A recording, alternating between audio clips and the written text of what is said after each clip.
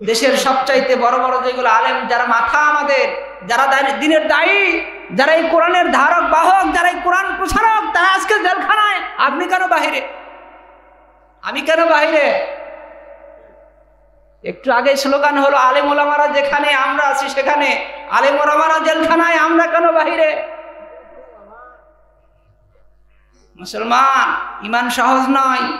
শুধু ওই যে মিষ্টি খাওয়াই সুন্নত, খাওয়ার পরে মিষ্টি খাওয়া সুন্নত, আর দাওয়াত খাওয়া সুন্নত, টুপি মাথায় দেওয়া সুন্নত, জুব্বা মাথায় দেওয়া সুন্নত, সেই সুন্নত পালন করলে চলবে না। নবী দাঁত ভেঙেছেন, ওই সুন্নত পালন করতে হবে। নবী 3 বছর জেল খেটেছেন, সেই সুন্নত আমাকে পালন করতে হবে। মুসলমান, সুন্নত কি শুধু দাওয়াত খাওয়া? সুন্নত কি খাওয়ার শেষে মিষ্টি খাওয়া? না সুন্নত আরো কিছু আছে? না সুন্নত কি মাথায় টুপি দিয়ে, গায়ে জুব্বা দিয়ে বেড়ানো, মানুষকে দেখানো যে আমি রাসূলের টুপি মাথায় দিয়েছি, গায়ে জুব্বা দিয়েছি, রাসূলের সুন্নাত পালন করতেছি, মুখে দাড়ি রেখেছি, রাসূলের সুন্নাত পালন করতেছি? আমার সাথে পারে কে? আমার সাথে পারে কে? আসলে এটা সুন্নাতের কিছুই নয়। আমি আর আপনি মনে করতেছি দাওয়াত খাওয়ার পর মিষ্টি খাওয়া সুন্নত, দাওয়াত খাওয়ার পর মিষ্টি খাওয়ার জন্য পারাপারি শুরু করে দেই, মিষ্টি খাওয়া সুন্নত, মিষ্টি কই, মিষ্টি কই। আরে এটা তো সুন্নত, কিন্তু এটা তো দুর্বল সুন্নত। কি এটা খুব শক্তিশালী সুন্নত? আমি আর আপনি দাওয়াত খাওয়া সুন্নত মনে করি, দাওয়াত পেলে ছাড়ি না। দাওয়াত পাওয়ার মাত্র অপেক্ষায় থাকি, কোন দিন আসবে। শুক্রবারের দিন দাওয়াত, শুক্রবার কখন আসবে, কোন দিন আসবে, কয় ঘন্টা পর। 10টার সময় দাওয়াত দিয়েছে, 10টা বেজে যায়, 11টা বেজে যায়, 12টা বেজলেও দাওয়াতে শরীক হবে, সুন্নাত আদায় করতে হবে। কিন্তু বিশ্বনবীদের সুন্নাত কি দাওয়াত খাওয়া আর মিষ্টি খাওয়া, মাথায় টুপি দেওয়া, দাড়ি রাখলেই কি সুন্নাত শেষ হয়ে যায়? না আরো কিছু সুন্নাত রয়েছে। চিন্তা করে দেখুন মুসলমান, শুধু দাওয়াত খাওয়া সুন্নাত নয়, দাড়ি রাখা সুন্নাত নয়, মাথায় টুপি দেওয়া সুন্নাত নয়। তাহলে যদি মনে করেন এগুলো করলেই সুন্নাত পার হয়ে যাবে, সুন্নাত পালন হবে, এটা আমাদের জন্য সবচাইতে বড় ভুল। বিশ্বনবী এই পৃথিবীর মধ্যে দিন প্রতিষ্ঠা করার জন্য নিজের দাঁত ভেঙেছেন। আমার আপনার জন্য দাঁত ভাঙা সুন্নাত। কয়জনে আমরা দাঁত ভেঙেছি? দাঁত ভেঙেছেন? সুন্নাতের কিছুই পালন হয় নাই। বিশ্বনবী এই দুনিয়ার মধ্যে আল্লাহর দেওয়া কালাম কোরআনুল কারীমের আইন চালু করার জন্য, এই কোরআনুল কারীমের আইন চালু করার জন্য জিহাদের ময়দানে জিহাদ করেছেন, 27টা যুদ্ধের সেনাপতির দায়িত্ব পালন করেছেন। মুসলমান, আমরা কয়টা জিহাদ করেছি, কয়টা যুদ্ধে শরীক হয়েছি? মুসলমান, শুধু দাওয়াত খাওয়া সুন্নাত মনে করি, মাথায় টুপি দেওয়া সুন্নাত মনে করি, খাওয়ার পর মিষ্টি খাওয়া সুন্নাত মনে করি। আল্লাহর দেওয়াই পৃথিবীর মধ্যে, আল্লাহর দেওয়াই দুনিয়ার মধ্যে আল্লাহর কোরআনুল কারীমের আইন চালু করার জন্য সংগ্রাম কয়দিন করেছি, জিহাদ কয়দিন করেছি, যুদ্ধ কয়দিন করেছি, কয়দিন আল্লাহর রাস্তায় আমরা শ্রম দিয়েছি, অর্থ দিয়েছি, ব্যয় দিয়েছি। একটু চিন্তা করে দেখুন, একটু চিন্তা করে দেখুন। যে বলে গেল যে দাওয়াত খাওয়া আর খাবার পর মিষ্টি খাওয়াই সুন্নাত, আরো সুন্নাত রয়েছে, জানো কি তুমি? আমরা সেটা জানি না। বিশ্বনবীর নবুয়ত প্রাপ্তি থেকে মৃত্যু পর্যন্ত বিশ্বনবী যা করে গেছে সব কিছু সুন্নাত আমরা কয়টা পালন করেছি একটু চিন্তা করে দেখুন। এই কোরআনুল কারীমের রাষ্ট্র পরিচালনার জন্য বিশ্বনবী সরাসরি নিজের শরীরে উপস্থিত হয়ে 27টি যুদ্ধ পরিচালনা করেছেন, দাঁত ভেঙেছেন, মার খেয়েছেন। মুসলমান, আজকে আমরা ইসলামী আইন চালু করার জন্য কয়টা সুন্নাত পালন করেছি? মুসলমান, কয়টা যুদ্ধে শরীক হয়েছি? কয়দিন আমরা ইসলামের সংগ্রাম করার জন্য নিজেদের জীবনটাকে ব্যয় করেছি? নিজের পকেট থেকে কয় টাকা খরচ করেছি? মুসলমান, একটু চিন্তা করে দেখুন। আজকে আমরা নিজেদেরকে আশিকে রাসূল বলে দাবি করি, আজকে আমরা নিজেদেরকে রাসূলের উম্মত বলে দাবি করি। 100-র মধ্যে 95% আমাদের দাবির মধ্যে ভুল রয়েছে তথা মিথ্যা রয়েছে। আমি আপনি একবার চিন্তা করে দেখি না যে বিশ্বনবী দুনিয়ার মধ্যে আসলেন, নবুয়তের জিন্দেগির থেকে নিয়ে মৃত্যু পর্যন্ত যা কিছু করে গেছে সব কিছু সুন্নাত। কয়টা সুন্নাতের দিকে আমাদের খেয়াল রয়েছে, কয়টা সুন্নাতের দিকে আমাদের নজর রয়েছে মুসলমান? আজকে শুধু আমরা নামেতেই মুসলমান, নাম দিয়ে আমরা সবকিছু পারি দেই, যার কারণে আজকে আমাদের সমাজের এত দুঃখ দুর্দশা। আজকে যদি আমরা সত্যিকারী মুসলমান হতাম, আজকে যদি আমরা পাকা ইমানদার হতাম, আজকে যদি আমরা খাঁটি মুসলমান হতাম, আমরা মুসলমানের দেশে, যেই দেশে 90% মুসলমান, সেই দেশে আমাদের মতো মুসলমান আমাদের রাষ্ট্র ধর্ম ইসলাম নিয়ে কটূক্তি করতে পারত না। পারত? আজকে আমার আপনার ইসলাম নিয়ে কটূক্তি করে, আমার আপনার ধর্ম নিয়ে কটূক্তি করে মুসলমান, আপনার মুখ থেকে প্রতিবাদ বের হয় না। আপনার গায়ে জুব্বা, মাথায় টুপি, মুখে দাঁড়িয়ে কালেমার দাওয়াত দিয়ে চলতেছেন, জীবন ভর কালেমার দাওয়াত দিলেন, কিন্তু সুন্নাত কয়টা পালন করলেন? দাওয়াত খালেন, মিষ্টি খালেন, কিন্তু সুন্নাতের তো আপনি কিছুই পালন করলেন না। রাসূলের সংগ্রামী জীবনের কয়টা সুন্নাত আমি আপনি পালন করেছি? যে রাসূল দাঁত ভাঙলেন, মার খেলেন, রাসূল সাল্লাল্লাহু আলাইহি ওয়াসাল্লাম কত কষ্ট করেছেন, 3 বছর পর্যন্ত জেল খেটেছেন। আমি আপনি কয়দিন জেল খেটেছি? বিশ্বনবী 3 বছর জেল খেটেছেন। জেল খাটাও আমার আপনার জন্য সুন্নাত। জেল খেটেছেন? আমরা কেউ জেল খাটে নাই। এই সুন্নাত এখন আমাদের আদায় হয় নাই। যদি এই সুন্নাত আদায় করতে চান, আমার আপনার জন্য জেল খাটা ওয়াজিব হয়ে গেছে। যদি দাঁত ভাঙার সুন্নাত আদায় করতে চান, ইসলামের জন্য আমার আপনার দাঁত ভাঙতে হবে, তারপরে আমার আপনার সুন্নাত আদায় হবে। যদি সুন্নাত আদায় করতে চান, বিশ্বনবী 27টা যুদ্ধে শরীক হয়েছেন, 27টা যুদ্ধের সেনাপতির দায়িত্ব পালন করেছেন। আপনি সেনাপতি না হন, আপনি সেনাপতি যদি না হন, সৈনিক না হন, আপনার তামান্না থাকতে হবে জিহাদ করার জন্য, আল্লাহর জমিনে আল্লাহর দেওয়া বিধান আইন চালু করার জন্য আপনার তামান্না থাকতে হবে, ইসলামের জন্য সংগ্রাম করতে হবে। যদি সংগ্রাম করতে না পারেন, জীবন দিতে না পারেন, অন্তত অর্থ দিয়ে আপনি অর্থ ব্যয় করতে হবে, তাহলে বোঝা যাবে আপনি রাসূলের সুন্নাতের দিকে আছেন, নচেত আপনি সুন্নাতের দিকে নাই, আল্লাহর দিকে নাই, কোরআনের দিকে নাই, হাদিসের দিকে কোনো দিকেও নাই। অতএব অনুরোধ করব, আহ্বান করব, সোজা সোজা সুন্নাতের দিকে চিন্তাধারা কম করে, যেগুলো একটু কঠিন সুন্নাত, ওই সুন্নাতের দিকে আসেন, তাহলে আল্লাহ সন্তুষ্ট হবে। আল্লাহর জমিনে ইসলাম প্রতিষ্ঠা করার জন্য অন্তত হলেও কিছুটা সংগ্রাম, চেষ্টা আমাদের থাকবে। আমি কি ভুল বললাম?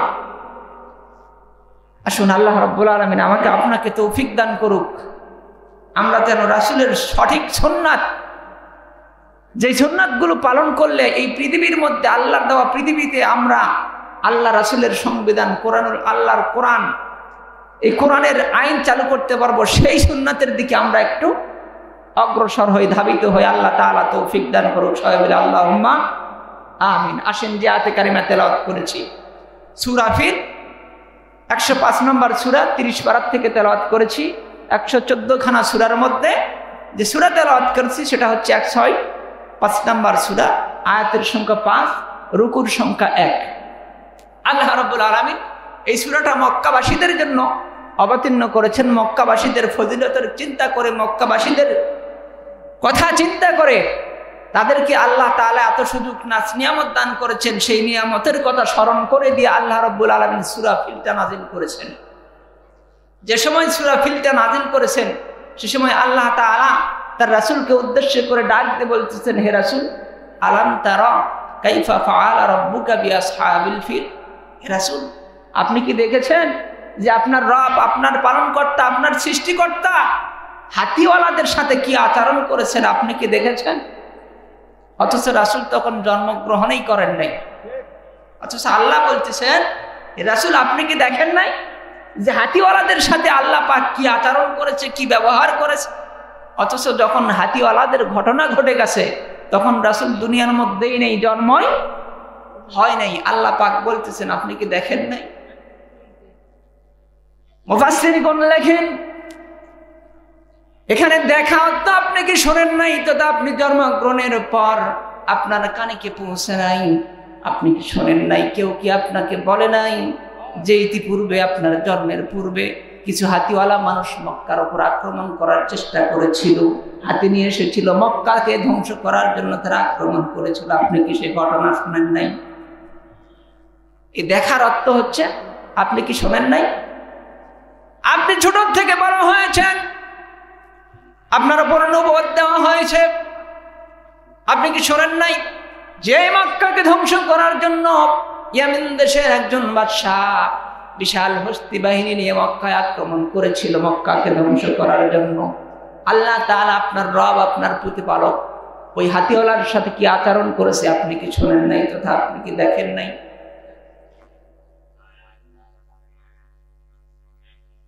মক্কাবাসীদের জন্য খানায় কাবা একটা রহমত। তারপরে সেই দেশেই, সেই শহরেই বিশ্ব নবী, পৃথিবীর শ্রেষ্ঠ নবী জনাবে মুহাম্মদ রাসূলুল্লাহ সাল্লাল্লাহু আলাইহি সাল্লাম জন্মগ্রহণ করেছেন, আরেকটা রহমত। এবং তাকে নবুয়ত দান করেছেন। দীর্ঘ 10 বছর মক্কার মানুষদের কাছে কালেমার দাওয়াত দিয়েছেন।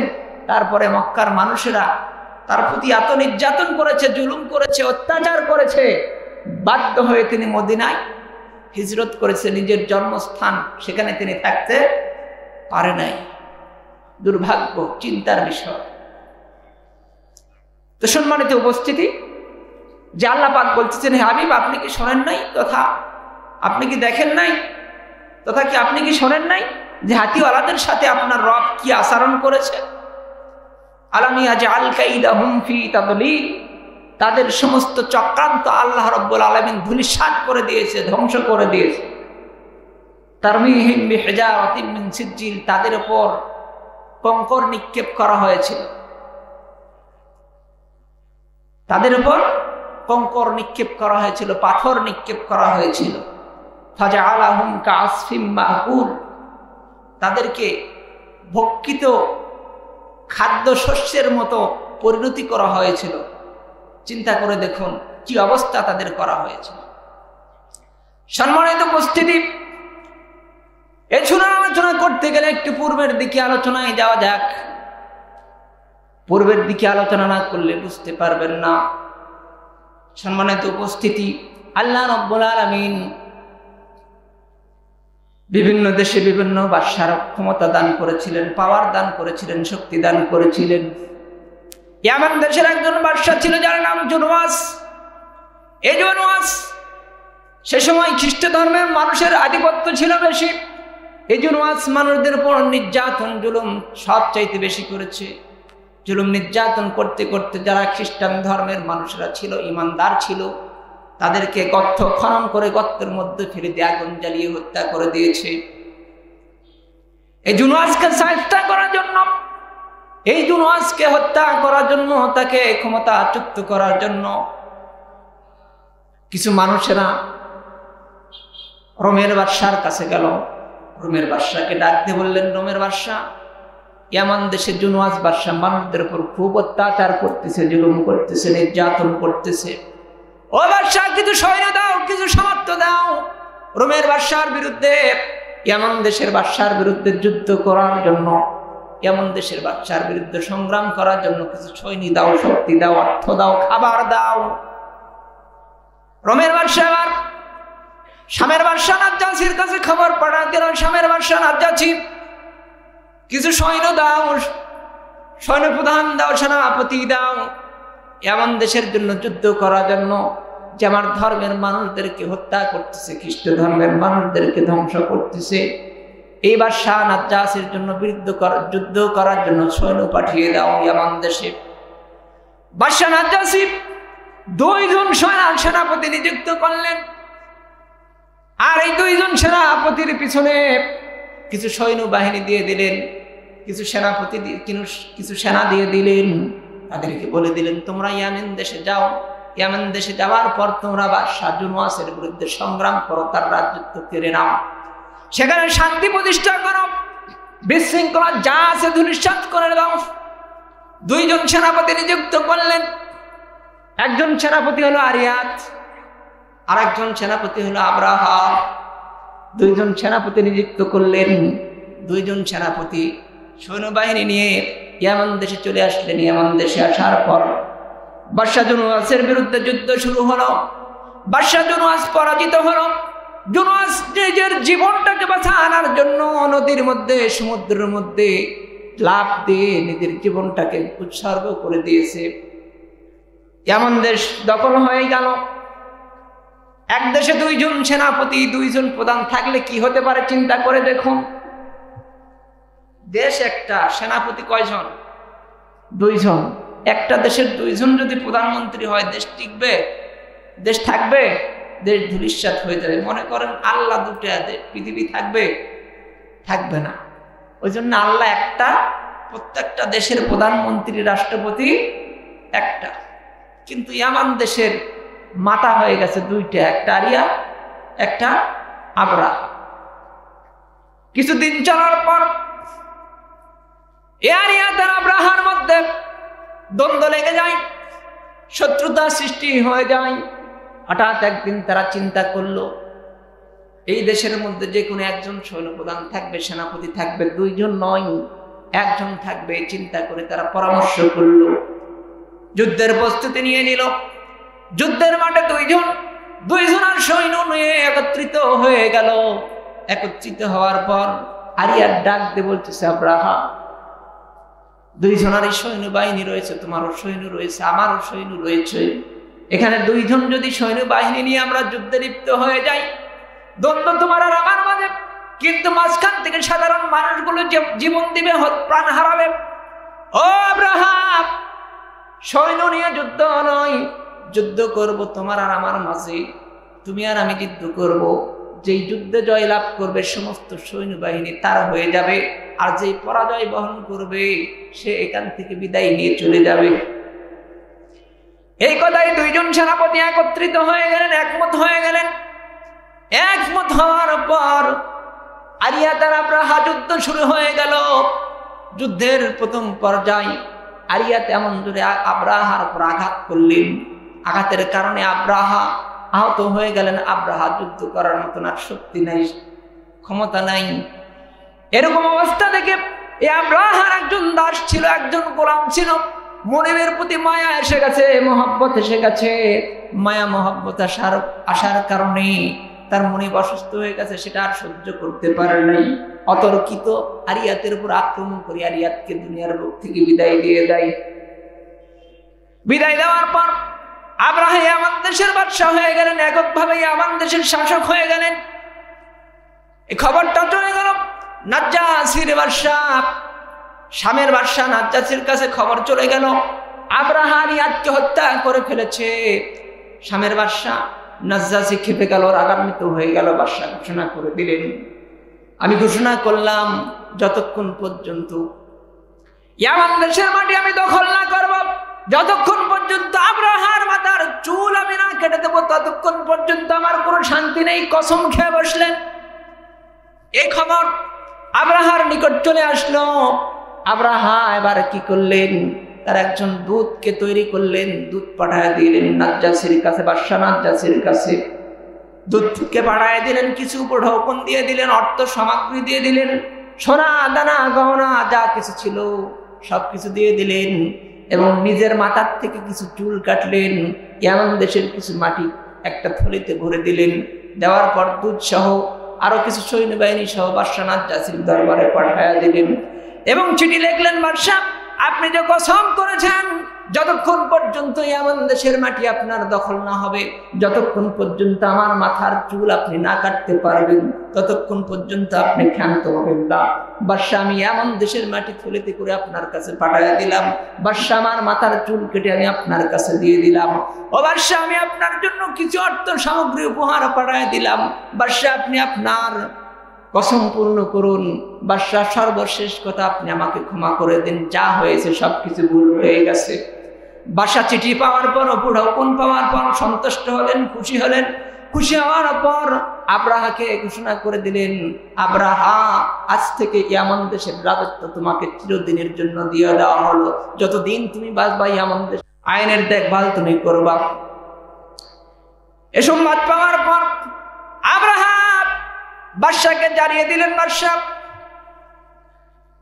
আমি আপনার জন্য ইয়ামান দেশের মধ্যে এমন একটা গির্জা তৈরি করব, এমন একটা ধর্মীয় উপাসনালয় তৈরি করব, যে উপাসনালয় পৃথিবীর মধ্যে আর কোনো মানুষ তৈরি করে নাই, যে উপাসনালয় পৃথিবীর মধ্যে সবচাইতে বড় উপাসনালয় হবে, যে গির্জা পৃথিবীর মধ্যে সবচাইতে বড় গির্জা হবে, যার নাম বাদশাহ নাজ্জাশী আপনার নামে হবে।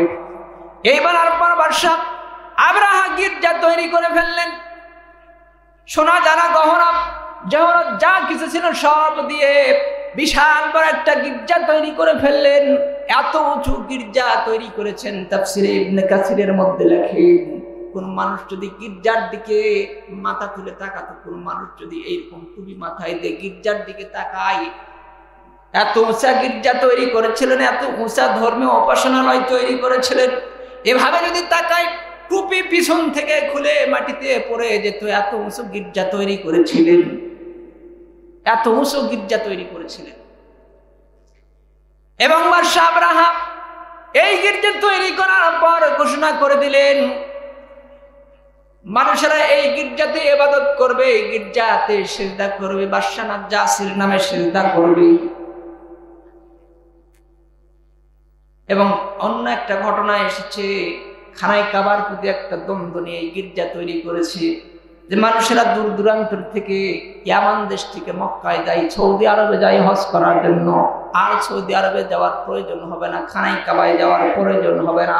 মানুষরা আজকে থেকে এই ইয়ামান দেশের এই গির্জায় তারা হজ পালন করবে, এখানেই তারা হজ সমাপ্ত করবে। নাউযুবিল্লাহি মিন যালিক। সেটা যদি খানায় কাবার হতো তাহলে খানায় কাবা কয়টা হতো?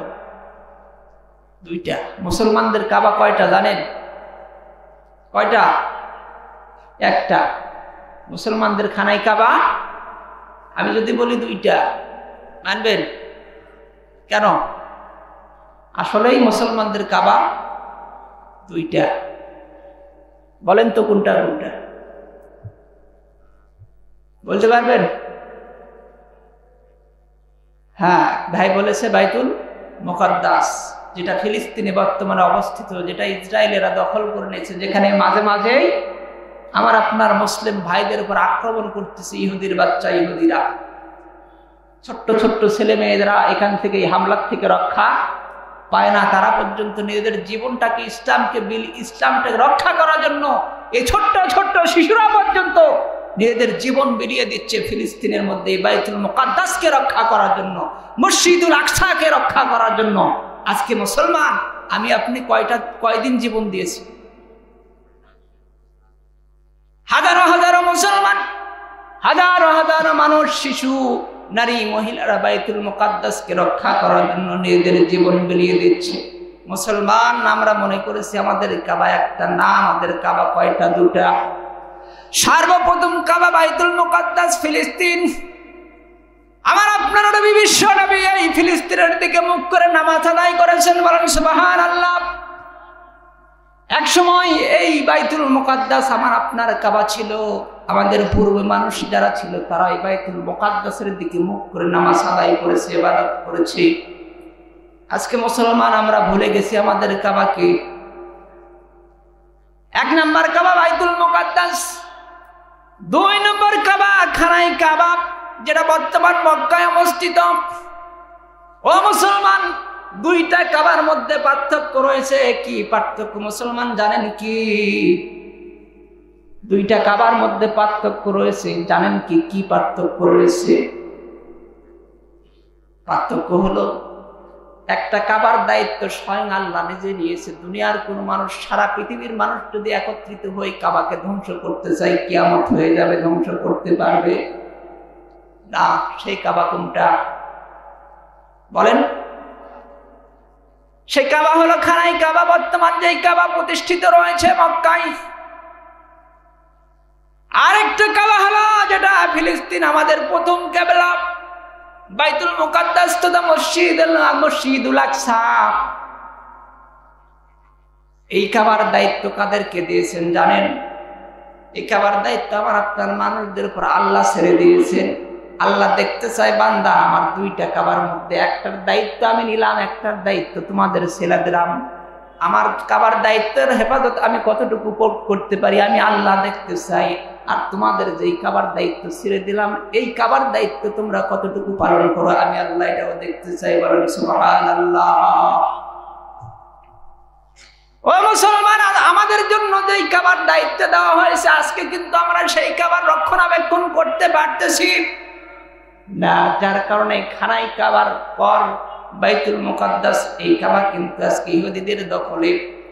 দিনের পর দিন, বছরের পর বছর, মাসের পর মাস এই খানাই কাবার পর ইহুদিরা আক্রমণ করতেছে, ফিলিস্তিনের মুসলমানদেরকে হত্যা করতেছে, নারী শিশু সবার উপর জুলুম করতেছে, নির্যাতন করতেছে। মুসলমান আমরা তাদের থেকে আমাদের এই কাবাটাকে কিন্তু রক্ষা করতে পারতেছি না। কারণটা কি? কারণ হলো মুসলমান আমাদের ইমানের মধ্যে জান ধরে গেছে, আমাদের ইমানের মধ্যে মরিচা ধরে গেছে, আমাদের ইমান দুর্বল হয়ে গেছে, আমাদের ইমানটা এত দুর্বল হয়ে চলে গেছে যার কারণে আজকে আমরা ইসলামের কথা বলতে পারি না, কোরআনের কথা বলতে পারি না, অন্যায়ের প্রতিবাদ করতে পারি না। অন্যায়ের প্রতিবাদ করতে আমাদের মনের মধ্যে সাহস আসে না, আমাদের দিল কাঁপে না, আমাদের দিল নড়ে না। মুসলমান আমাদের ইমানটা ধ্বংস হয়ে গেছে, আমাদের ইমানের মধ্যে জং পড়ে গেছে, ইমানের মধ্যে মরিচা ধরে গেছে, যার কারণে আজকে আমাদের প্রথম কেবলা প্রথম কাবা, যার পরে এত নির্যাতন এত জুলুম করতেছে ইহুদির বাচ্চা ইহুদিরা, কিন্তু আমরা কিছুই করতে পারতেছি না। সারা বিশ্বের নেতারা, সারা বিশ্বের লিডারেরা একত্রিত হয়ে শুধুমাত্র মুখ দ্বারা বক্তৃতা দিয়ে যাচ্ছে, শুধুমাত্র মুখ দ্বারা বক্তৃতা দিয়ে যাচ্ছে, কিন্তু কাজের কাজ কিছুই হচ্ছে না, কিছুই হচ্ছে না। মুসলমান এই কাবার হেফাজতের দায়িত্ব আমার আপনার মুসলমানদের সবার, কিন্তু আমরা কয়দিন চিন্তা করেছি ওই কাবার দায়িত্ব আমাদের আল্লাহ দিয়েছে, এই কাবাকে হেফাজত করতে হবে। মুসলমান কয়দিন আমরা এই চিন্তা আমাদের এই মাথায় নিয়ে এসেছি? একদিনও আমরা চিন্তা করি নাই। ও মুসলমান, আমাদের ইমান কোথায়? তাহলে চিন্তা করে দেখুন। ইমানটাকে শক্তিশালী করতে হবে, ইমানের মধ্যে যে জং ধরে গেছে, মরিচা পড়ে গেছে, সমস্ত কিছু সাফ করতে হবে, সমস্ত কিছু ক্লিয়ার করতে হবে, পরিষ্কার করতে হবে। পরিষ্কার করার পর আমাদের ইমানটাকে এমন খাঁটি মজবুত করতে হবে যে ইমান দ্বারাই মাত্র আমরা কি করতে পারবো? ইসলামকে বিজয়ী করতে পারবো, ইসলামকে আল্লাহর এই পৃথিবীর মধ্যে প্রতিষ্ঠা করতে পারবো না, পারবো না। আমাদের ইমান যদি শক্তিশালী না হয়, ওই টাকুয়া মন্ত্রী কখনো বলতে পারতো না যে রাষ্ট্র ধর্ম ইসলাম নয়, কখনো বলতে পারতো না। আজকে যারা বলে রাষ্ট্র ধর্ম ইসলাম নয়, নিজেকেও নাম দিয়েছে মুসলমান, আসলে সে জালেম। নসেদ এই কথা বলতে পারতো না, কখনো তার মুখ থেকে এরকম কথা আসতো না। আমার মনে হয় ইসলামের বিরুদ্ধে ষড়যন্ত্র করতে করতে, ইসলামের বিরুদ্ধে চিন্তা করতে করতে তার মাথার থেকে সমস্ত চুলগুলো উঠে গেছে। আল্লাহ বলতেছে তোর মাথায় আমি চুল রাখবো না, আল্লাহ বলতেছে তোর মাথায় আমি চুল রাখবো না। তুই আমার ইসলামের বিরুদ্ধে, আমার কোরআনের বিরুদ্ধে, আমার ধর্মীয় সংবিধানের বিরুদ্ধে তুই কথা বলিস, তুই চিন্তা করিস, অতএব তোকে আমি তোর মাথায় আমি চুল রাখবো না। এই জন্য আল্লাহ পাক তাকে টাকুয়া বানা দিয়েছে। সংগ্রামী ভাইয়েরা, আলোচনা লম্বা নয়, দীর্ঘ করবো না, সামনের দিকে যাই। এবার বাদশাহ আবরাহা, মক্কার মধ্যে বাদশাহ আবরাহা ইয়ামান দেশের মধ্যে গির্জা তৈরি করলেন। গির্জা তৈরি করার পর সমস্ত রাজ্য জুড়ে ঘোষণা করে দিলেন, আজ থেকে এই ইয়ামান দেশে যেই গির্জা তৈরি হয়েছে এই গির্জায় মানুষেরা হজ করবে, মক্কায় আর যেতে হবে না। বলেন নাউযুবিল্লাহি মিন যালিক।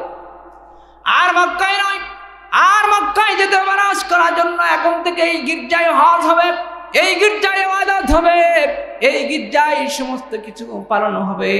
এই কথা যখন ইয়ামান দেশের মানুষের মধ্যে ছড়িয়ে পড়লো, ইয়ামান দেশের মধ্যে কিছু মানুষ রাগান্বিত হয়ে গেল এবং মক্কাতেও খবর চলে আসলো, মক্কার মানুষেরাও কিছু রাগান্বিত হয়ে গেল।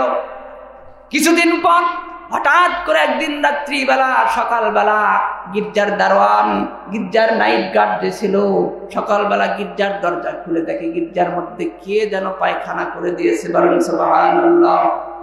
আর জোরে উচ্চ আওয়াজ দিয়ে সুবহানাল্লাহ।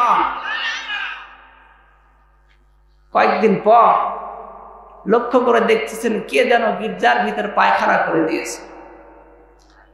এবার নাইট গার্ড দারোয়ান বাদশাকে ডাক দিয়ে বলে, বাদশাহ আবরাহা, যে গির্জা এত কষ্ট করে সোনা দানা গহনা টাকা পয়সা দিয়ে তৈরি করলেন, পৃথিবীর মধ্যে সবচাইতে উঁচু গির্জা তৈরি করলেন। আজকে রাত্রিবেলা কে যেন গির্জার মধ্যে পায়খানা করে দিয়েছে। এবার বাদশাহ আবরাহা রাগান্বিত হয়ে গেলেন, রাগে ক্ষোভে ফেটে পড়তেছেন, কি করবেন চিন্তা করে পারে না। বাদশাহ আবরাহা ঘোষণা করে দিলেন, সম্ভবত এটা মক্কার মানুষ ছাড়া কেউ করে নাই। আমি যে একটা দ্বিতীয় খানায় কাবা তৈরি করেছি এটা তারা সহ্য করতে পারে নাই, তারাই হিংসা করে শত্রুতা করে তারাই কাজ করেছে। অতএব আমি আবরাহা আর দেরি করবো না, মক্কার খানায় কাবা যেটা রয়েছে ওটাকে আমি ধূলিসাৎ করে দিব, মাটির সাথে মিশিয়ে দিব। সৈন্যবাহিনীদেরকে আদেশ করলেন, অর্ডার করলেন, সৈন্যবাহিনীরা তোমরা প্রস্তুত হয়ে যাও, তোমরা রেডি হয়ে যাও। মক্কার মধ্যে যেই খানায় কাবা রয়েছে ওটার উপর আক্রমণ করবো, ওটাকে পৃথিবীর থেকে মুছে দেব।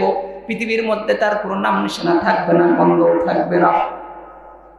আজকেও দুনিয়ার মধ্যে কিছু মানুষ ইসলামটাকে এমনি করে মুছে দিতে চায়, ইসলামটাকে দুনিয়ার মধ্যে থেকে ধূলিসাৎ করে দিতে চায়। তার চিন্তা করে, চেতনা করে, কৌশল করে, এমনি করে তারা ইসলামটাকে পৃথিবীর মধ্যে থেকে বিদায় দিতে চায়। ইসলাম কার ধর্ম বলেন তো? আল্লাহর ধর্ম। ইসলাম দিয়েছে কে? আল্লাহ। কোরআন দিয়েছে কে? আল্লাহ। আল্লাহ যদি দিয়ে থাকে, আর এই কোরআন যদি আল্লাহর কিতাব হয়ে থাকে, পৃথিবীর কোন মানুষের ক্ষমতা রয়েছে একে দুনিয়ার বুক থেকে বিদায় করার? কিয়ামত হয়ে যাবে, কিয়ামত হয়ে যাবে, কোন মানুষ কোরআন শরীফের একটা অক্ষরকে নড়াতে পারবে না, একটা আইনকে নড়াতে পারবে না, একটা পাতাকে ছিটতে পারবে না। আল্লাহ পাক এই কোরআনুল কারীমের দায়িত্ব স্বয়ং আল্লাহ নিজে নিয়েছেন। ইসলামের দায়িত্ব কার? আল্লাহর। ইসলাম দিয়েছে আল্লাহ, দায়িত্ব নিয়েছে আল্লাহ। আমি আপনি দুনিয়ার মধ্যে যতই লাফালাফি করি আর এক চুল পরিমাণ ক্ষতি করতে পারবো? ইন্না নাহনু নাযালনা যিকরা ওয়া ইন্না লাহু লাহাফিজুন। আল্লাহু আকবার। আরো জোরে আল্লাহু আকবার। আল্লাহ তাআলা ডাক দিয়ে বলছেন, দুনিয়ার মানুষেরা তোমরা শুনে রাখো, ইন্না নাহনু নাযালনা যিকরা, নিশ্চয় আমি রব্বুল আলামিন দুনিয়ার মধ্যে এই কোরআন নাজিল করেছি, কোরআনটাকে অবতীর্ণ করেছি। জিকির শব্দের অর্থ এখানে কোরআন। জিকির শব্দের অর্থ কি? এখানে জিকির শব্দের অর্থ কোরআন। ইন্না নাহনু নাযালনা যিকরা, নিশ্চয় আমি জিকির অবতীর্ণ করেছি। আল্লাহকে জিকির অবতীর্ণ করেছে, আল্লাহ অবতীর্ণ করেছে কি? কোরআন। এখানে জিকির অর্থ কোরআন। আল্লাহ বলতেছেন নিশ্চয় আমি কোরআন অবতীর্ণ করেছি। ইন্না নাহনু নাযালনা যিকরা, নিশ্চয় আমি কোরআনটাকে অবতীর্ণ করেছি এবং এর হেফাজতের দায়িত্ব স্বয়ং আমি আল্লাহ নিজেই নিয়ে নিলাম। বলেন সুবহানাল্লাহ। আজকে দুনিয়ার মধ্যে আমি আর আপনি হাজার হাজার লাফালাফি করি না করো, যতই মাতামাতি করে না কেন, যতই চক্রান্ত করি, যতই ষড়যন্ত্র করে না কেন, কিয়ামত হয়ে যাবে, কোরআনের একটা চুল পরিমাণ ক্ষতি করতে পারবো না। পারবো? কিছুই করতে পারবো না। মাঝখানে দুনিয়ার মধ্যে আল্লাহ আমাকে আপনাকে দেখিয়ে দিবে, মানুষেরা তোমরা চিনে নাও, এই হলো নাস্তিক, এই হলো মুনাফিক, এই হলো কাফের, তোমরা চিনে নাও। এভাবে আল্লাহ রাব্বুল আলামিন কিছু মানুষকে আল্লাহ চিনায় দিচ্ছে, দেখো কাফেরকে, মুশরিককে, নাস্তিককে, মুনাফিককে তোমরা দুনিয়ার মধ্যে দেখে নাও। সারা বাংলাদেশের মানুষটা কুয়ামাতাকে দেখে নিয়েছে, তুমি নাস্তিক না কাফের না মুনাফিক কি তুমি আল্লাহ সেটা দেখিয়ে দিয়েছে।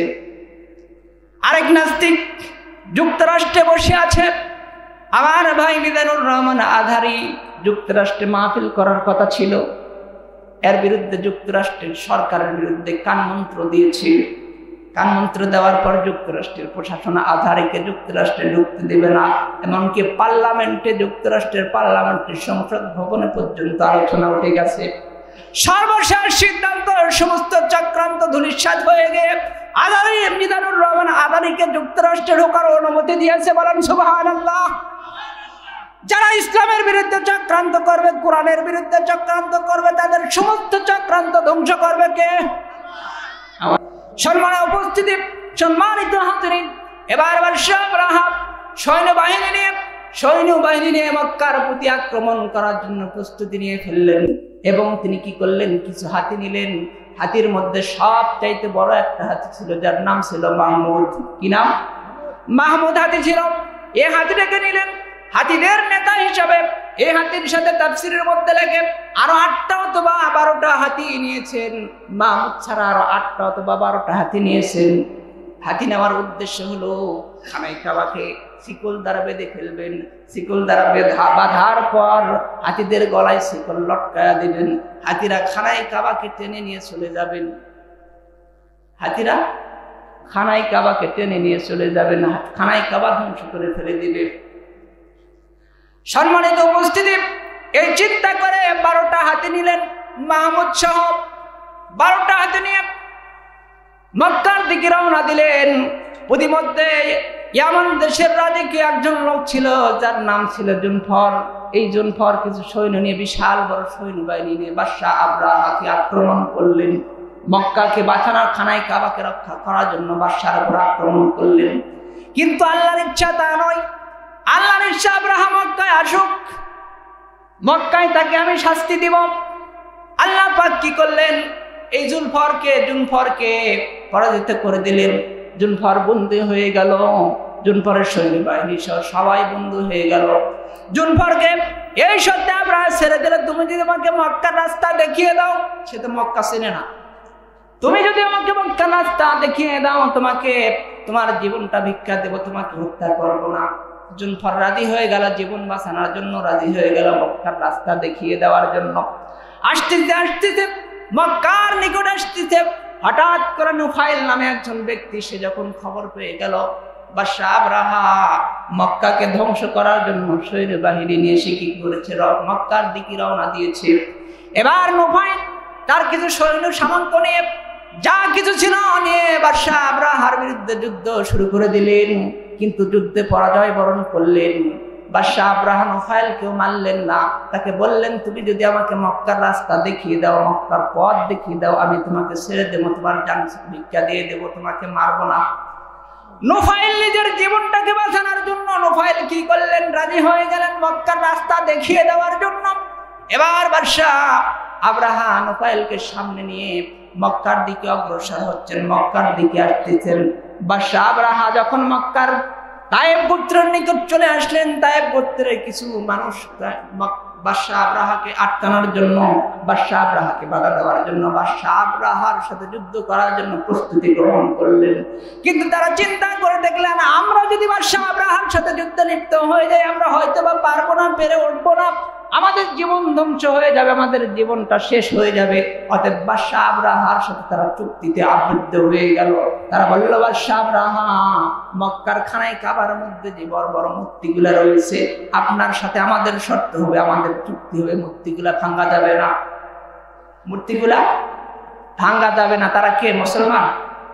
এরা হলো মুশরিক তথা মূর্তি পূজারী। এরা বলল, বাদশাহ আবরাহা, খানায় কাবার মধ্যে যেগুলো বড় বড় মূর্তি রয়েছে, এই মূর্তিগুলো ভাঙা যাবে না। এই মূর্তিগুলো আমাদের দেবতা, এই মূর্তিগুলোকে আমরা সম্মান করি, মূর্তিগুলোকে আমরা শ্রদ্ধা করি। বাদশাহ আবরাহা তাদের কথায় রাজি হয়ে গেল। রাজি হওয়ার পর বাদশাহ আবরাহা তার সৈন্যবাহিনী নিয়ে, তার সৈন্যবাহিনী যা কিছু আছে, হাতির দলবল সব কিছু নিয়ে মক্কার কিনারায় উপস্থিত হয়ে গেলেন। উপস্থিত হওয়ার পর আগার দিনে মক্কার কিনারায় উপস্থিত হয়ে গেলেন। তার দূতকে ডাকিয়ে বললেন, হে আমার দূত, তুমি মক্কার শহরের মধ্যে চলে যাও, যে দেখো মক্কার এই শহরের সবচাইতে বড় লিডারকে, সবচাইতে বড় নেতাকে, তাকে আমার কাছে ডেকে নিয়ে আসো। এবার দূতের নাম সম্ভবত হানাতাব। এই হানাতাব মক্কার মধ্যে ঢুকে পড়লেন। ঢোকার পর খোঁজ খবর নিতে শুরু করলেন, মক্কার মধ্যে সবচাইতে বড় নেতাকে, সবচাইতে বড় লিডারকে, কে সবচাইতে পাওয়ারফুল ক্ষমতাধর ব্যক্তি, কার কথায় মক্কার মানুষেরা ওটা বসা করে। খুঁজতে খুঁজতে সে পেয়ে গেল মক্কার সবচাইতে বড় লিডার, সবচাইতে বড় নেতা হলো আব্দুল মুত্তালিব, বিশ্বনবীর দাদা আব্দুল মুত্তালিব। তার খোঁজ পেয়ে গেলেন। এবার বিশ্বনবীর দাদার কাছে ডাক দিয়ে বলতেছেন, আব্দুল মুত্তালিব। বিশ্বনবীর দাদার কাছে চলে গেলেন। বিশ্বনবীর দাদাকে ডাক দিয়ে বলতেছেন, আপনি কি মক্কার সবচাইতে বড় নেতা, সবচাইতে বড় লিডার? মক্কার মানুষেরা নাকি আপনার কথায় চলাফেরা করে, মক্কার মানুষেরা নাকি আপনার কথায় ওঠে আর আপনার কথায় বসে। আপনি যদি মক্কার সবচাইতে বড় নেতা হয়ে থাকেন, তাহলে আমাদের ইয়ামান দেশের বাদশাহ আবরাহা আপনাকে ডেকেছে, আপনাকে তলব করেছে, আপনি আমার সাথে আসুন, বাদশাহ আপনার সাথে কথা বলবে। এই আবরাহা মক্কায় ঢোকার পূর্বে মক্কার আশেপাশে যতগুলো উট পেয়েছে সমস্ত উটগুলোকে কি করেছে? বন্দি করে ফেলেছে। এই বন্দি উটের মধ্যে আব্দুল মুত্তালিবের 200 উট ছিল। আব্দুল মুত্তালিবের কানে খবর পৌঁছে গেল আপনার 200 উট আবরাহার বাহিনীরা ধরে নিয়ে গেছে। এবার আবরাহার দূতের সাথে আব্দুল মুত্তালিব চলে গেলেন আবরাহার নিকট। আব্দুল মুত্তালিবের এত সুন্দর চেহারা ছিল, এত সুন্দর তার সৌন্দর্যতা ছিল, তার দেহ বডি হাত পা, তার চেহারার মধ্যে মনে হয় নূর চমকাতে, এত সুন্দর চেহারা আল্লাহ পাক তাকে দান করেছিলেন। বলেন সুবহানাল্লাহ। যদি আব্দুল মুত্তালিবকে কোনো মানুষ দেখতো, সামনে থেকে দেখতো, যদিও তার উপর হাজারো রাগ ছিল, হাজারো দুশ্মনী ছিল, কিন্তু কোনো মানুষ যদি সামনে থেকে এসে আব্দুল মুত্তালিবকে এক নজর দেখতো, সমস্ত রাগ পানি হয়ে যেত। বলেন সুবহানাল্লাহ। এত সুন্দর চেহারা আল্লাহ পাক আব্দুল মুত্তালিবকে দান করেছিলেন, বিশ্ব নবীর দাদাকে দান করেছিলেন। আব্দুল মুত্তালিব এবার এই হানাদার সহিত আবরাহার দরবারে চলে গেলেন। আবরাহার দরবারে যখন গেলেন, আবরাহা এরকম সিংহাসনের মধ্যে বসে আছেন, আবরাহা এরকম চেয়ারের মধ্যে বসে আছেন। আব্দুল মুত্তালিবকে দেখার পর আবরাহা নিজের চেয়ার ছেড়ে দিয়ে নেমে এসে এক কাতারে এক বিছানায় বসে গেছে। বলেন সুবহানাল্লাহ।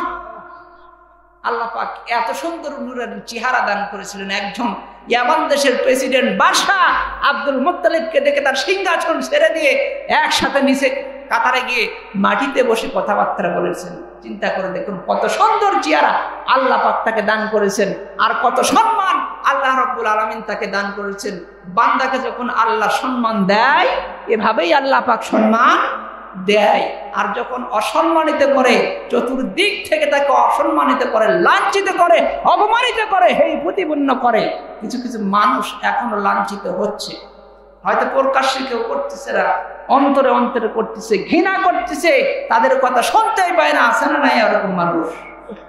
আছে। আব্দুল মুত্তালিব এত সুন্দর চেহারার অধিকারী ছিল, বাদশাহ আবরাহা দেখা মাত্র তার চেয়ার ছেড়ে দিয়ে সাধারণ জনগণের কাতারে এসে দাঁড়িয়ে গেছে। এবার আব্দুল মুত্তালিব আবরাহার দরবারে উপস্থিত। আবরাহা আব্দুল মুত্তালিবকে ডাক দিয়ে বলে, আব্দুল মুত্তালিব, আমি শুনেছি আপনি নাকি মক্কা শহরের সবচাইতে বড় লিডার, সবচাইতে বড় নেতা। আপনার কথাই নাকি মক্কার মানুষেরা ওঠা বসা করে। আপনি নাকি খানায় কাবার রক্ষণাবেক্ষণের দায়িত্ব রয়েছেন, খানায় কাবার হেফাজতের দায়িত্ব রয়েছেন। আমি আবরাহা ইয়ামান দেশ থেকে এসেছি আপনার খানায় কাবাকে ধ্বংস করার জন্য। আপনার চিন্তাধারা কি? আপনার মতামত কি? আব্দুল মুত্তালিব ডাক দিয়ে বলে, বাদশাহ আবরাহা, খানায় কাবার মালিক আমি নই। খানায় কাবার মালিক আব্দুল মুত্তালিব। সে বলেছে খানায় খাওয়ার মালিক আমি নই। তার কথা ঠিক আছে, তার কথা ঠিক আছে। এবার আব্দুল মুত্তালিব ডাক দিয়ে বলছে, বাদশাহ আবরাহা, খানায় খাওয়ার মালিক আমি নই, খানায় খাওয়ার মালিক আল্লাহ। এর হেফাজতের দায়িত্ব আমার নয়, হেফাজতের দায়িত্ব তার, যিনি এই খানায় খাওয়ার মালিক, তারই হেফাজতের দায়িত্ব। তিনি এই খানায় কাবাকে রক্ষা করবেন। আপনি আক্রমণ করতে এসেছেন, এখানে আমার কোনো দুঃখ নয়, আমার কোনো আফসোস নয়, কারণ মালিক আমি নই, হেফাজতের দায়িত্ব আমার নয়। যিনি খানায় কাবার মালিক, খানায় কাবাকে হেফাজতের দায়িত্ব তারই হাতে ছেড়ে দিলাম। বলেন সুবহানাল্লাহ। যিনি মালিক তার হাতেই খানায় কাবার হেফাজতের দায়িত্ব ছেড়ে দিলাম। এবার আব্দুল মুত্তালিব ডাক দিয়ে বলতেছে, ওই আমার দেশের বাদশা, আমি শুনলাম, আমি খবর পেলাম আমার 200 উট আপনি ধরে নিয়ে এসেছেন। আমি উটের মালিক, আমাকে উটগুলো ফেরত দিয়ে দেন, আমি চলে যাই। এবার আবরাহা ডাক দিয়ে বলতেছে, আব্দুল মুত্তালিব, মনে করেছিলাম তুমি খানায় কাবার জন্য কিছু শর্ত লিপ্ত হয়ে যাবে, খানায় কাবার জন্য আমার কাছে অনুরোধ করবে, বিনয় করবে। মুফাসসিরগণ লেখেন, খানায় কাবাকে রক্ষা করার জন্য, খানায় কাবার হেফাজতের জন্য আব্দুল মুত্তালিব আবরাহাকে প্রস্তাব দিয়েছিল, চুক্তি করার জন্য প্রস্তাব দিয়েছিল। ও আবরাহা, আপনার যদি টাকা লাগে, পয়সা লাগে, ধন লাগে, সম্পদ লাগে, যা কিছু লাগে সব কিছু আমি তোমাকে দিয়ে দেব। মক্কার মানুষেরা তাদের সোনা দানা গহনা টাকা পয়সা যা কিছু সব দিয়ে দিতে রাজি। তারপরে আপনি মক্কা থেকে ফিরে যান, খানায় কাবার উপর আক্রমণ করেন না। আব্রাহা শোনে নাই, আব্রাহা শোনে নাই, রাজি হয় না। আব্রাহা বলেছে আমি মক্কার উপর আক্রমণ করতে এসেছি, খানায় কাবাকে ধ্বংস করতে এসেছি, আমি খানায় কাবাকে ধ্বংস করেই ছাড়বো। এই কথা বলে আব্রাহা তার কথাই সমাপ্ত টেনেছে, ইতি টেনেছে। এবার আব্দুল মুত্তালিব ডাক দিয়ে বলে বাদশা আমার 200 উট দিয়ে দিন, আমি চলে যাব, খানায় কাবার দায়িত্ব আমার না, এটা আল্লাহ তাআলার। আব্দুল মুত্তালিবকে 200 উট দিয়ে দেওয়া হলো।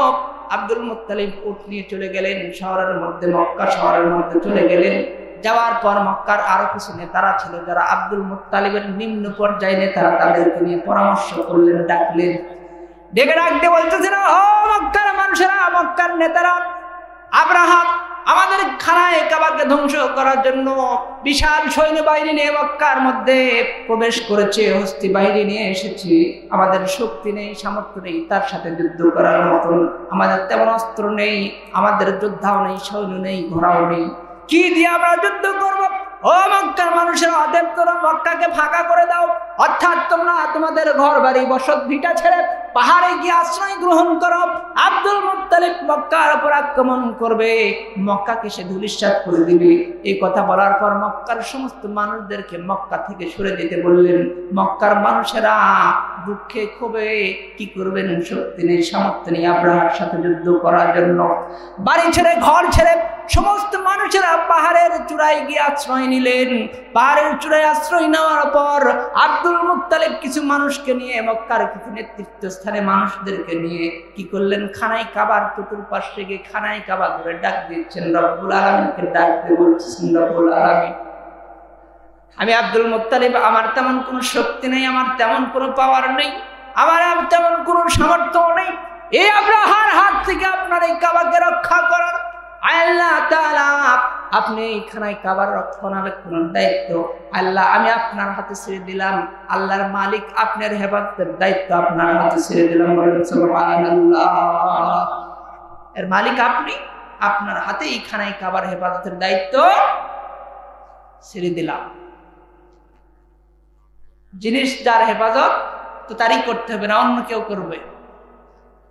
আজকে আমার হেফাজতকে অন্য কেউ করবে, বা আমার মেরাজুল চাচার হেফাজতের দায়িত্ব কি আমি করব? কেউ কারো দায়িত্ব বহন করতে রাজি নয়। অতএব জিনিস যার হেফাজত তার। বলেছিলাম কোরআনুল কারীম কার? আল্লাহ। হেফাজতের দায়িত্ব কার? আল্লাহ। বাস্তব একটা সত্য ঘটনা বলি।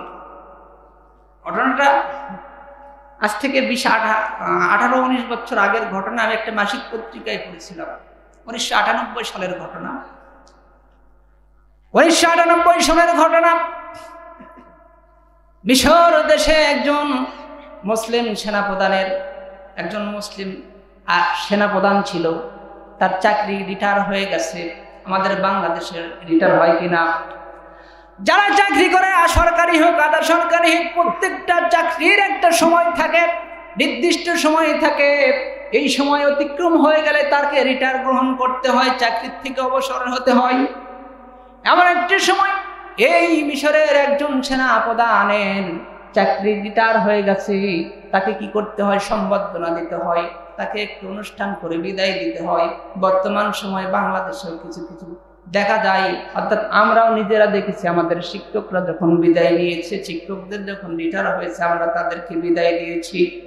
যে যেরকম ভাবে হোক কিছু উপহার সামগ্রী দিয়ে তাদেরকে বিদায় দিয়েছি।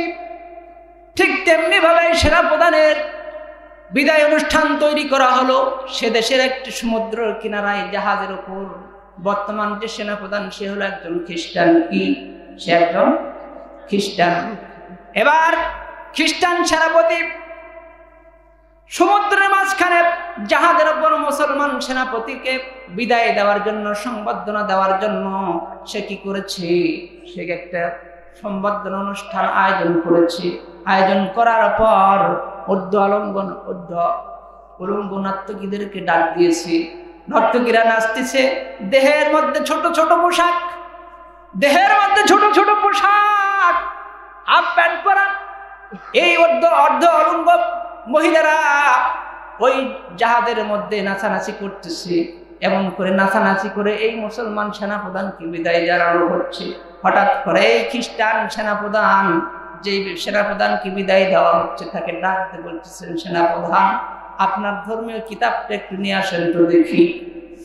এবার সেনাপ্রধান, যেহেতু তার চাকরি নেই, রিটায়ার প্রাপ্ত হয়ে গেছে, তার তো করার কিছু নেই, ক্ষমতা নেই। এবার সেনাপ্রধান বর্তমান সেনাপ্রধানের কথা মোতাবেক মুসলমানদের ধর্মীয় কিতাব কোরআনুল কারীম সমুদ্রের মধ্যে জাহাজের কিনারায় নিয়ে গেছে। নিয়ে যাওয়ার পর কোরআনুল কারীমটা খ্রিস্টান সেনাপ্রধানের হাতে দিয়ে দিয়েছে। দেওয়ার পর খ্রিস্টান সেনাপ্রধান এক একটা করে কোরআনুল কারীমের পাত এইরকম করে ছিটতেছে আর নর্তকীর পায়ের নিচে ছেড়ে দিচ্ছে। বলেন নাউযুবিল্লাহ। এক একটা পৃষ্ঠা ছিটতেছে আর নর্তকীর পায়ের নিচে ছেড়ে দিচ্ছে। 1998 সালের ঘটনা, মাসিক পত্রিকায় পড়েছিলাম। মুসলমান সেনাপ্রধান চিন্তা করলেন, এখানে কার অপমান হচ্ছে? সারা বিশ্বের সৃষ্টিকর্তা আল্লাহ রাব্বুল আলামিনের ধর্মীয় কিতাব কোরআনুল কারীমকে অপমাননা করা হচ্ছে। এবং এই খ্রিস্টান সেনাপ্রধান ডাক দিয়ে বলতেছেন, ও মুসলিম সেনাপ্রধান, আমি দেখতে চাই তোমার আল্লাহ ঘোষণা দিয়েছেন যে আয়াতটা একটু আগেই তেলাওয়াত পড়েছি। সেনাপ্রধান ডাক দিয়ে বলতেছেন, ও মুসলিম সেনাপ্রধান, তোমার আল্লাহ ঘোষণা দিয়েছেন, তোমার আল্লাহ বলেছেন, ইন্না নাহনু নাযালনা যিকরা ওয়া ইন্না লাহু লাহাফিজুন। আল্লাহু আকবার। আর জোরে আল্লাহু আকবার। মুসলমান আল্লাহু আকবার আওয়াজ এরকম হবে না, মুসলমান আল্লাহু আকবার আওয়াজ হবে সবচাইতে উচ্চ আওয়াজ। এ আল্লাহু আকবার আওয়াজ। তাহলে ঈমান আমাদের কোথায় গেছে? যে প্রথমে বললাম ঈমানের মধ্যে জান ধরেছে, মরিচা ধরেছে। আল্লাহু আকবার আওয়াজ হবে সবচাইতে বড়।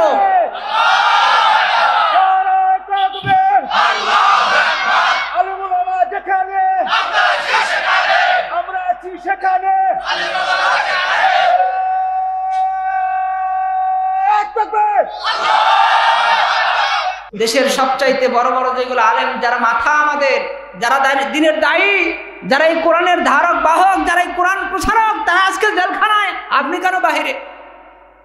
আমি কেন বাহিরে? একটু আগে স্লোগান হলো, আলেম ওলামারা যেখানে, আমরা আছি সেখানে। আলেম ওলামারা জেলখানায়, আমরা কেন বাহিরে? মুসলমান, ঈমান সহজ নয়। শুধু ওই যে মিষ্টি খাওয়াই সুন্নত, খাওয়ার পরে মিষ্টি খাওয়া সুন্নত, আর দাওয়াত খাওয়া সুন্নত, টুপি মাথায় দেওয়া সুন্নত, জুব্বা মাথায় দেওয়া সুন্নত, সেই সুন্নত পালন করলে চলবে না।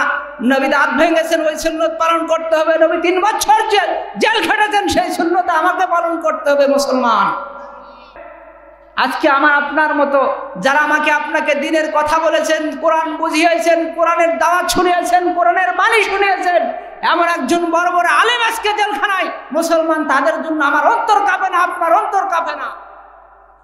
আল্লাহ রাসূল বলেছেন, আলেম হও, আলেম না হতে পারলে আলেমের বাবা হও, আলেমের বাবাও যদি না হতে পারো, আলেমকে মহব্বত করো, আলেমের সাথী হয়ে যাও। বলেন সুবহানাল্লাহ।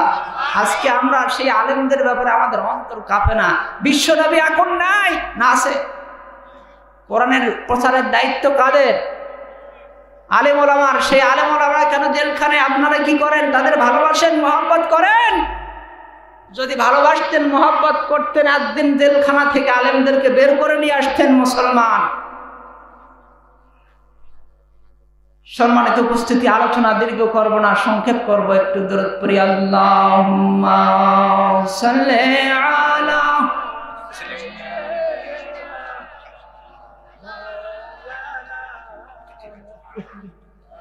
ওয়ালা আলি সাইয়্যিদিনা শাফিআনা মুহাম্মদ। আল্লাহুম্মা সাল্লি আলা সাইয়্যিদিনা মাওলানা মুহাম্মদ ওয়ালা আলি সাইয়্যিদিনা শাফিআনা মুহাম্মদ। এ মুসলমানেরা, দিলের কান্দে শুনুন। মুসলমানেরা, এবার খ্রিস্টান সেনাপ্রধান ডাক দিয়ে বলতেছে, মুসলমান সেনাপ্রধানকে ডাক দিয়ে বলতেছে,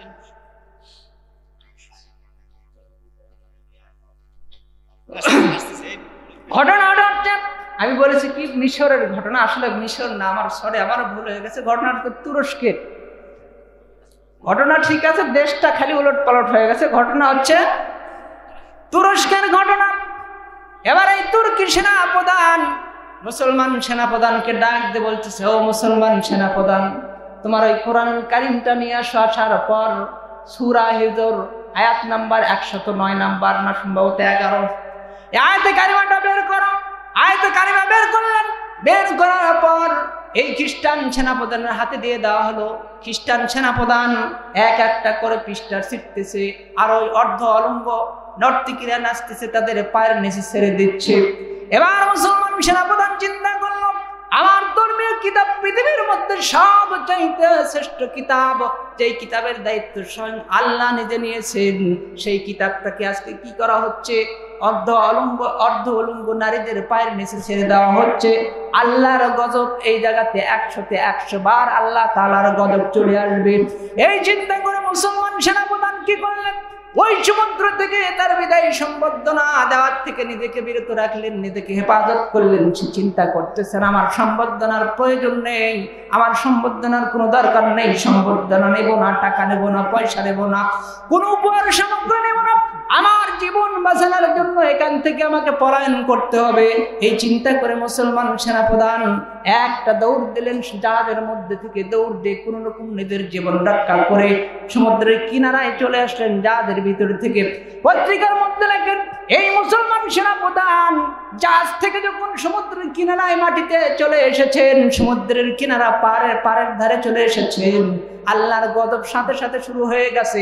সমুদ্রের বিকট একটা আওয়াজ শব্দ হয়ে সমুদ্রের মধ্যে যারা মানুষ ছিল সমস্ত জাহাজ সহকারে, লঞ্চ স্টিমার সহকারে পানির নিচে সমস্ত মানুষ ডুবে মারা গেছে। আমেরিকার বিজ্ঞানীরা, আমেরিকার বড় বড় কৌশলীরা আজও পর্যন্ত ওই জাহাজের মধ্যে যত মানুষ ছিল, যত যন্ত্র ছিল, নারী পুরুষ যা ছিল, কোনো একটা মানুষকে ডুবুরি লাগাইয়া দেয়া, নৌবাহিনী লাগাইয়া দেয়া, আজও পর্যন্ত তাদের একটা হদিস পায় নাই। জোরে জোরে বলেন সুবহানাল্লাহ। আজকে আমি আর আপনি সেই কোরআনকে, সেই ইসলামকে, সেই ধর্মকে নিয়ে কটূক্ত করতেছি। আল্লাহ পাক আমাকে আপনাকে যখন ধরবে, আমার কোনো নাম গন্ধ, কোনো চেহারা, আমার কোনো নিশানা দেখবে না পৃথিবীর মধ্যে আল্লাহ রাব্বুল আলামিন। কিন্তু আল্লাহ পাক ধরে না। কিন্তু আল্লাহ পাক যখন ধরবে আপনাকে ছাড় দিবে না। আল্লাহ যখন ধরবে তখন আপনাকে ছাড় দিবে না মুসলমান। কিন্তু আল্লাহ দেখে, আল্লাহ বড় ধৈর্যশীল। আল্লাহ দেখতে চায় যে তোমরা কতদূর আগাতে পারো, কতদূর দৌড়াতে পারো। আমি আল্লাহ একটু দেখতে চাই। সুতার গুটি কার হাতে?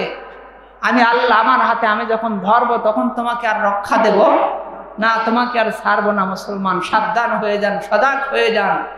আলেম ওলামার বিরোধিতা করেন না, ইসলামের বিরোধিতা করেন না, কোরআনের বিরোধিতা করেন না। যদি শক্তি সামর্থ্য থাকে সমর্থন করেন, শক্তি সামর্থ্য যদি থাকে ইসলামের পক্ষে আসেন, ইসলামের বিরোধিতা করেন না। আপনি আজকে আপনার ক্ষমতা রয়েছে, পাওয়ার রয়েছে, ইসলামের বিরোধিতা করতেছেন। 2 দিন পর আপনি যখন কবরে যাবেন, মৃত্যুবরণ করবেন, তখন ক্ষমতা কার? ওই কবরের চিন্তা করেন। এক সময় আপনার ক্ষমতা থাকবে না, কিয়ামত পর্যন্ত, কিয়ামত হয়ে যাবে, তারপরও ক্ষমতা একজনের থাকবে। তিনি আপনাকে দেখায় দিবে তোমার এই ক্ষমতার তার ক্ষমতা কত, দেখায় দিবে মুসলমান। তাই মুসলমান, আলোচনা দীর্ঘ নয়, এখন আলোচনা আমি শেষের দিকে নিয়ে এসেছি। আর অল্প 5-7 মিনিট আলোচনা করব। মুসলমান ধৈর্য সহকারে শুনুন। এর মাঝে আমাদের প্রধান মেহমান, আমাদের আকাঙ্ক্ষিত, আমাদের কাঙ্ক্ষিত মেহমান, আমি আলোচনা ওঠার আগেই উনি এসে উপস্থিত হয়ে গেছেন। উনি রেস করতেছেন, অতি অল্প সময়ের মধ্যে চলে আসবে। আমি আপনাদের মূল্যবান সময় নষ্ট করব না। সম্মানিত উপস্থিতি, এবার আব্দুল মুত্তালিব খানায় কাবার চতুর্ধারে মক্কার বড় বড় নেতাদেরকে নিয়ে খানায় কাবার তওয়াফ করতেছে। আর ডাক দিয়ে বলতেছে, রব্বুল আলামিন, খানায় কাবা আপনার ঘর।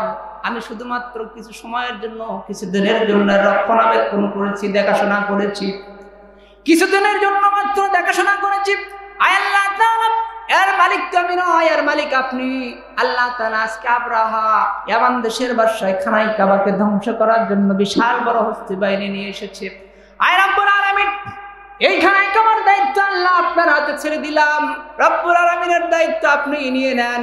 এই দায়িত্ব আল্লাহর হাতে ছেড়ে দিয়ে খানায় কাবা তাওয়াফ করে আব্দুল মুত্তালিব মক্কার যত মানুষ আছে সমস্ত মানুষদেরকে নিয়ে পাহাড়ের চূড়ায় উঠে চলে গেলেন এবং 100টা উট আব্দুল মুত্তালিব কি করলেন, 100টা উট তিনি আল্লাহর রাস্তায় কুরবানি দিলেন, মান্নত করলেন।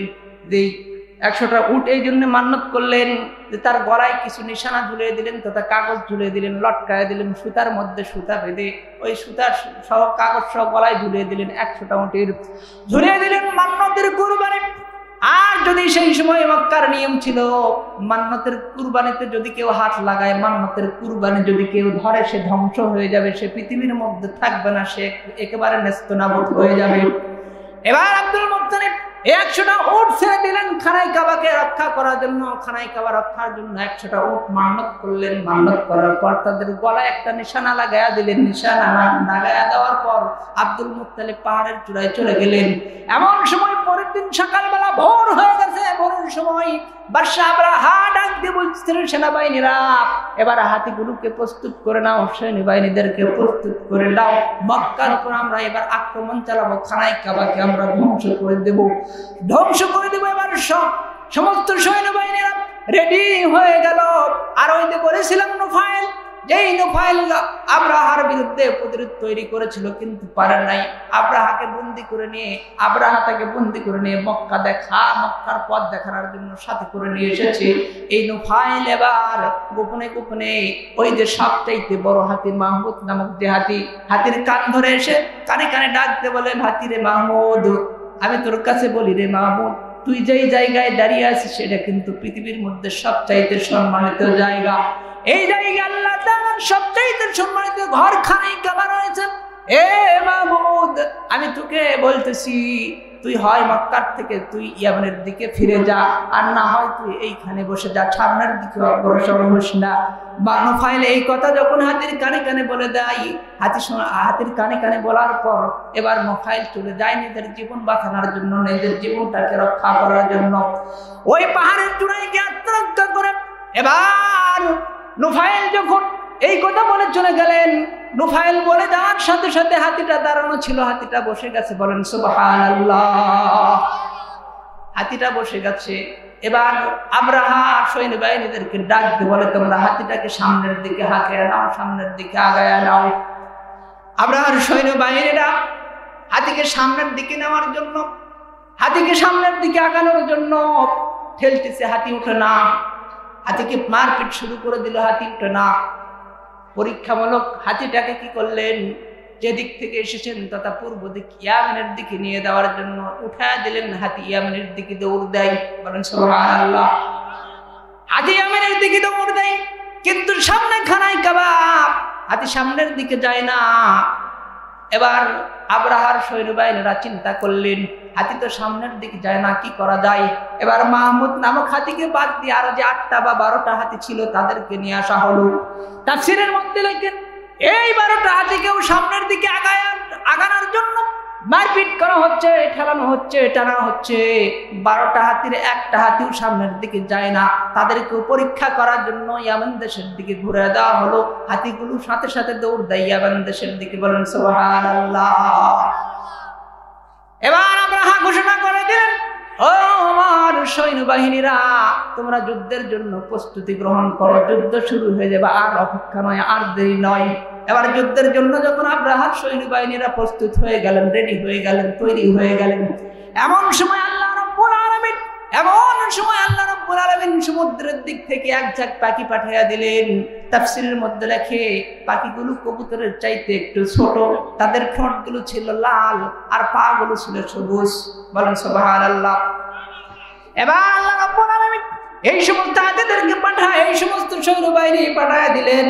এজন্য আল্লাহ তাআলা ডাক দিয়ে বলতেছেন, ওয়া আরসালা আলাইহিম তায়রান আবাবিল। আল্লাহু আকবার। আল্লাহ তাআলা ডাক দিয়ে বলেন, এমন সময় আমি রব্বুল আলামিন ওয়া আরসালা আলাইহিম তায়রান আবাবিল, তাদের উপর প্রেরণ করলাম আবাবিল পাখি। আবাবিল পাখিকে তাদের জন্য নির্দিষ্ট করে দিলাম। সমুদ্রের দিক থেকে প্রত্যেকটা পাখির ঠোঁটে একটি করে পাথর, এবং তাদের দুই পায়ে দুইটা করে পাথর। তাফসীরের মধ্যে লেখে পাথরের দানাগুলো ছিল মসুরের ডাল যেরকম বড় বড়, ওই রকম বড় বড় পাথরের দানা পাখি একটা করে ঠোঁটে আর দুইটা করে পায়ে নিয়ে এসে আব্রাহার সৈন্যবাহিনীদের চতুর্দিকে ঘেরাও করে নিলেন। চতুর্দিকে ঘেরাও করে নেওয়ার পর এক ঝাঁক কিতাবের মধ্যে লেখে ঝাঁকে ঝাঁকে পাখি, সমস্ত পাখি আব্রাহার সৈন্যবাহিনীদেরকে চতুর্দিক থেকে ঘেরাও করে নিলেন। ঘেরাও করার পর ওই পাখিগুলো তাদের ঠোঁট থেকে আর তাদের পা থেকে কি করতেছেন, ওই পাথরগুলো ছেড়ে ছেড়ে দিচ্ছেন। তাফসীরে কিতাবের মধ্যে লেখেন, তাফসীরে মাযহারের মধ্যে লেখেন, তাফসীরে জালালাইনের মধ্যে লেখেন, তাফসীরে ইবনে কাসিরের মধ্যে লেখেন, পাখিগুলো যখন তাদের ঠোঁট থেকে আর তাদের পা থেকে যখন ওই পাথর কঙ্করগুলো ছেড়ে দিচ্ছিলেন, আব্রাহার সৈন্যবাহিনীর যার যেই জায়গায় পড়তেছিল সাথে সাথে খসে দেহ থেকে খসে মাটির সাথে পড়ে মিশে যেতে। বলেন সুবহানাল্লাহ। সাথে সাথে দেহের থেকে তাদের সেই শরীরের অঙ্গ প্রত্যঙ্গ খুলে মাটির সাথে পড়ে মিশে যেত। সম্মানিত হাজিরিন, এই অবস্থা দেখে আব্রাহাম সমস্ত সৈন্যবাহিনীরা এবার নুফাইলকে ডাক দিয়ে বলতেছে, নুফাইল তুমি কোথায়? কেননা সে তাদেরকে পথ দেখিয়ে মক্কায় নিয়ে এসেছিল, আবার মক্কা থেকে তোমরা আমাকে নিয়ে চলো, নুফাইল তুমি কোথায়? চিৎকার করতেছে, ডাক দিয়ে বলতেছে, নুফাইল তুমি কোথায়? নুফাইল তুমি কোথায়? আমাদেরকে রাস্তা দেখাও, আমাদের পথ দেখাও, আমরা মক্কায় থাকতে চাই না। এদিকে আল্লাহর গজব শুরু হয়ে গেছে, আবাবিল পাখি তাদের উপর পাথর কঙ্কর নিক্ষেপ করতেছে। নিক্ষেপ করতে করতে যত হাতি এসেছিল আর যত সৈন্যবাহিনী এসেছিল সমস্ত হাতি সৈন্যবাহিনী মক্কার জমিনে ধূলিসাৎ হয়ে গেছে। এমনকি আব্রাহাম নিজে কোনোরকম তার জীবনটাকে বাঁচিয়ে নিয়ে ইয়ামান দেশে পৌঁছেছে। ইয়ামান দেশে পৌঁছার পূর্বে তার উপরেও আল্লাহ রাব্বুল আলামিন গজব দিয়ে দিয়েছেন। একটি পাথর তার শরীরের মধ্যে বেঁধে গিয়েছিল, যার কারণে আব্রাহার কলিজা পর্যন্ত ফেটে গিয়েছিল। ইয়ামান দেশে কোনোরকম সে অবস্থান ইয়ামান দেশে কোনোরকম পৌঁছাতে পেরেছিল। পৌঁছার পর আব্রাহা সেখানে গিয়ে মৃত্যুবরণ করেছে, দুনিয়ার থেকে চিরবিদায় দিয়ে চলে গেছে। আল্লাহ পাক তাদেরকে ছাড়ে নাই, আল্লাহর ঘর আল্লাহ এমনি ভাবেই হেফাজত করেছে। বলেন সুবহানাল্লাহ।